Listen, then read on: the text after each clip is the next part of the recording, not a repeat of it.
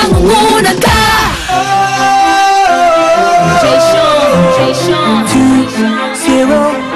Okay, good morning mga Eagle. Welcome sa unang Lunes ang magtambay natin sa bagong buwan ng Abril.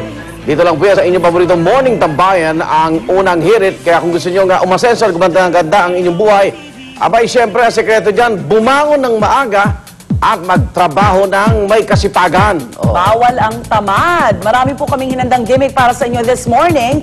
At isa na dyan ang mabangong kapistahan ng Louisiana, Laguna, ang kanilang Pandan Festival. At habang may piyesa tayong tinatambayan sa Laguna, narito naman ang may serbisyong totoo, gimmick. Saan ba yan? Sa Parañaque City naman kami. At bagay na bagay po ito ngayong taginid dahil ang tututukan natin doon, ang kampanya kontra tigdas. Kaya ang ating sigaw ngayong umaga, iligtas sa tigdas ang Pinas. Wow! Magkaka-rhyme. Oo. Kung paano nyo maililigtas mula sa tigdas ang inyong pamilya, manood at matuto mamaya. Dagdagan pa natin niya, iligtas sa tigdas ang Pinas, kung hindi, malas. Okay. At meron tayong breaking news.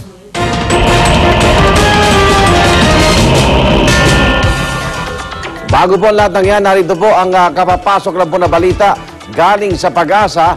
Pinakaunang bagyo para sa taong ito, namataan na. Yan ay tatawaging bagyong Amang. Kaninang alas 2 sa madaling araw po, namataan sa layong 700 kilometro east of Borongan, Eastern Samar. Nagtataglay si Amang ng lakas ng hangin na umaabot sa 55 km per hour at kumikilos. Pahilagan silangang direksyon sa bilis na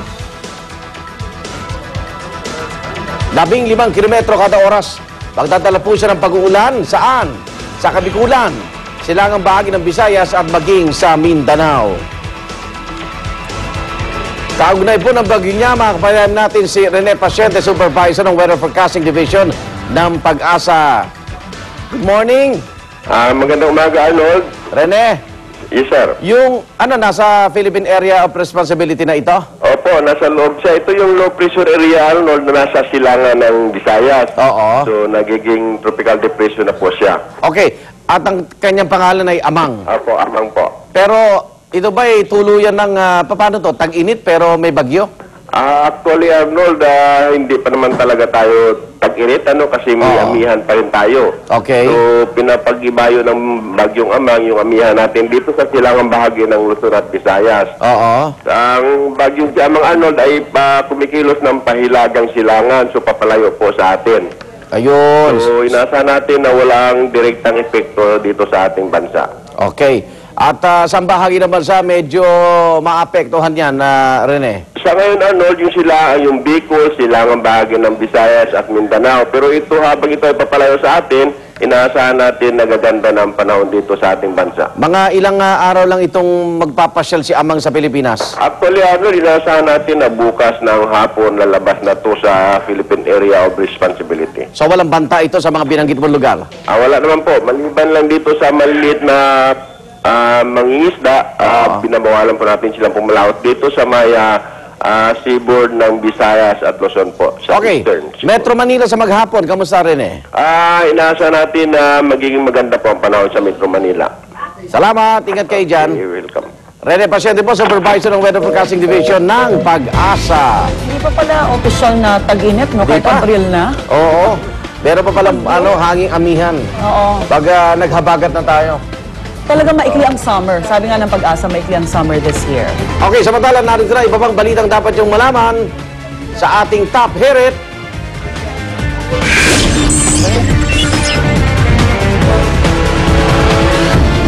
Presyo ng ilang pangunahing bilihin gaya ng baboy at manok tumaas matapos ipatupad ang toll hike sa South Luzon Expressway. Samantala, negosasyon para mapalaya mga binihag ng tribong Lumad sa Prosperidad, Agusan del Sur, tuloy-tuloy pa rin. 2 sa 16 na bihag, pinalaya na. Di umani recruiter ni Ramon Credo na isa sa mga Pinoy na binitay sa China, pinakiusapan ng kanyang mga kaanak na lumantad na. At ikatlong labi ng nasabing mangingisda mula sa salpukan ng fishing boat at tanker sa Cavite, natagpuan na.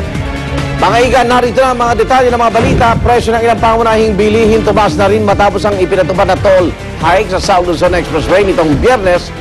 Gaya na lamang sa Kamuning Market na kung dating nasa 170 pesos lang ang presyo ng baboy, natagdagan na po ito ng 5 piso sa kada kilo ngayon. Bagyan na rin tumaas ang presyo ng manok mula sa dating 128 pesos kada kilo, ngayon ay nasa 130 pesos na.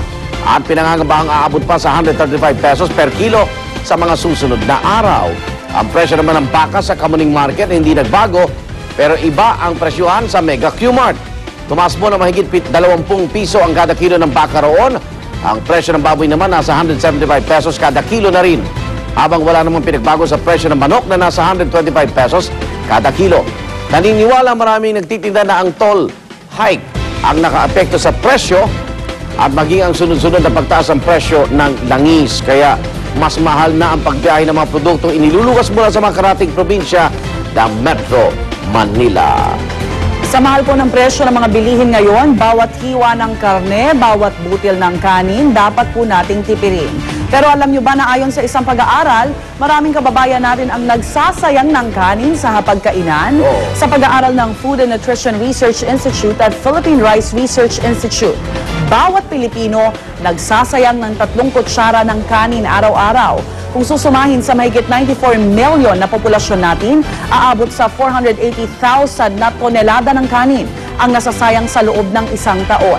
At ang kanin ito, pwede pa sanang makapagpakain ng 4 na milyong mahihirap na Pilipino.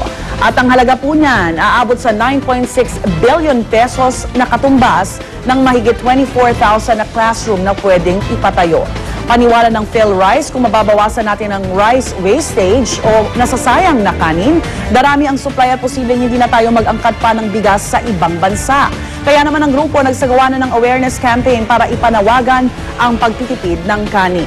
Dapat payagan na yung mga restaurant ng half rice. Oo, ayaw nilang half rice eh. Oo. Pero may iba, diet conscious. Isang kanin eh, ayaw ng half rice eh. Matitira dun yung kalahati. Correct. Yung iba, dirindiri naman na ayaw galawin yun dahil nasubo na raw. Dapat payagan yung half rice.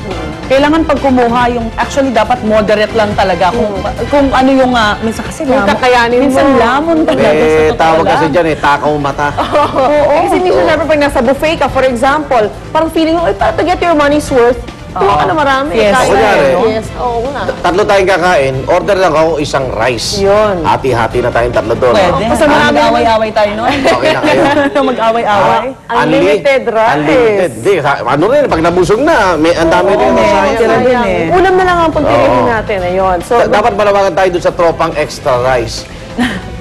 Ibigay sa kanila. May half rice talaga. sayang.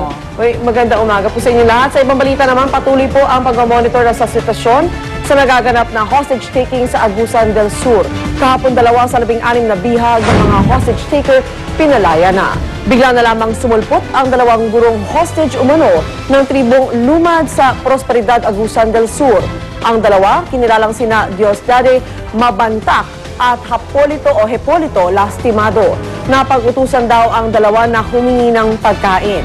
Kabilang ang 2 sa siyam na guro, 2 bata at 5 driver na hinarang ng ilang lalaki sa daan ng La Purisima noong Biyernes. Base sa impormasyong nakalap ng GMA News, kinilala ang grupo na kaanak ng isang Jobert Perez na umano'y nakulong dahil sa kasong hostage-taking at pagpatay noong 2009. Demanda grupo ng hostage, palayain si Jobert. Mula pa noong Sabado, puspusa na ang negosasyon ng Crisis Management Team sa mga nang hostage para palayain ang kanilang mga bihag. Mahigpit ding minomonitor ng Malacanang at ng DILG ang sitwasyon sa nangyayaring hostage-taking. Dapat ipaliwanag, may kasalanan yung katribo nila. Oo. Murder. Pinagdudusahan niya yun. Samantala, lumantad na po ang ilang kaanak ni Presi Evangelista na umani recruiter ng isa sa mga Pinoy na binitay sa China na si Ramon Credo. Sa panayam ng GMA News, nakiusap ang ina ni Presi na lumantad na ito at makipag-ugnayan sa kanyang mga kaanak. Labis ang kanilang pag-aalala, lalo pat noong Pebrero pa nila huling